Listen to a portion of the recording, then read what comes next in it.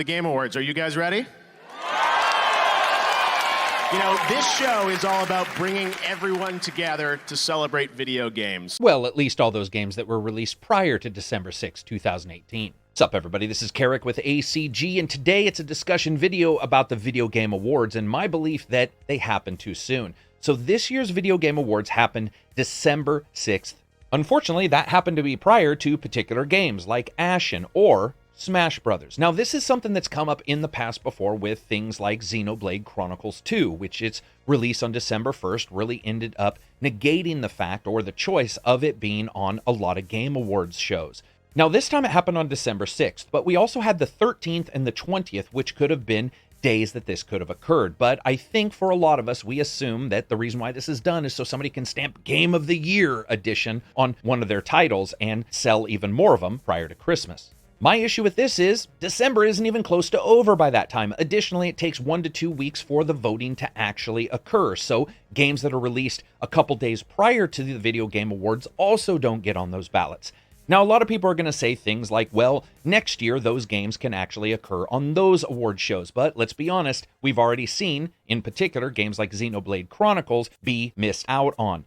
And that doesn't mean that they would have instantly won an award. I'm just saying about them actually being able and being available to be on that category. Others may say Smash Brothers doesn't really offer anything new. That's a valid thought for some, but we got to remember that every single day somebody has a birthday, somebody's born, somebody's humping to make sure a baby comes out 9 months later. There's always somebody getting a system that day, every single time. We can't sit here and celebrate MPD numbers and then pretend that new people are not entering the damned industry every single second. So we have a situation here where, for some people, Smash Brothers may end up being their fighting game of the year. Even if it didn't offer a ton, it's the fighting game of the year for a lot of people. But for somebody new, they may have played all of those other fighting games and looked at that title and said, this is my favorite one.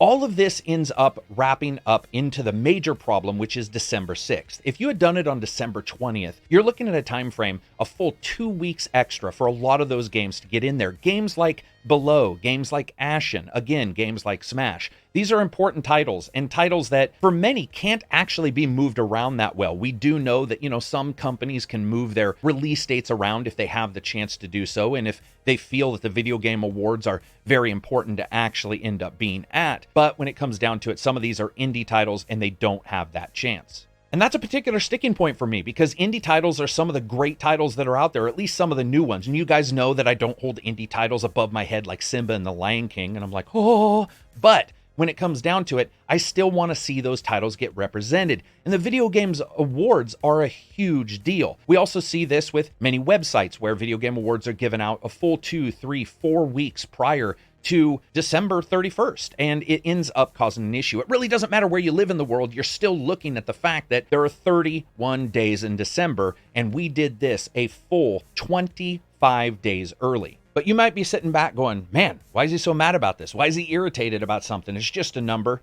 Because when you look at the year awards, when you look at almost any other industry, most of them do go to the next year, and they do those in the next year so that they can cover everything from the first day of the first month to the last day of the last month.